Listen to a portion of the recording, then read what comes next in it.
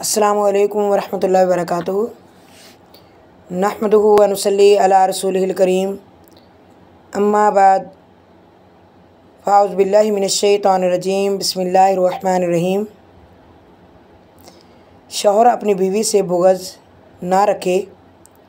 अन अबी हुरैरा रज़ियल्लाहु तआला अन्हु क़ाल क़ाल रसूलुल्लाहि सल्लल्लाहु अलैहि वसल्लम ला यफ़रक़ मुमिनुन मुमिनतन इन करिहा मिनहा खुलुक़न रग़िया मिनहा आख़र।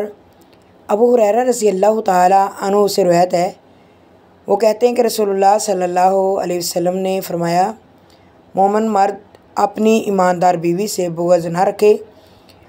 अगर उसकी एक आदत उसे नापसंद है तो दूसरी आदत उसे पसंद होगी। इस हदीस का मकसद ये है कि मियाँ बीवी की ऐसी ज़िंदगी है, इसके गुजारने के लिए एक नहायत हकीमाना नुक्ता बयान किया गया है। वो ये है कि हर शख्स में अगर कुछ खामियां होती हैं तो उसके अंदर कुछ खूबियां भी होती हैं। मर्द को नसीहत की जा रही है, अगर वो अपनी बीवी में कोई खामी देखे तो उसे नज़रअंदाज करना चाहिए और उसकी खूबियों पर नज़र रखनी चाहिए।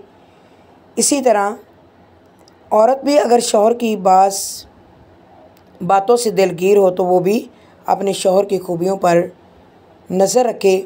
इसी तरह ज़िंदगी जो है बहुत अच्छी गुज़रेगी। अल्लाह ताला से दुआ करते हैं कि मियाँ बीवी को आपस में मिलकर चलने की तौफ़ीक अता फ़रमाए।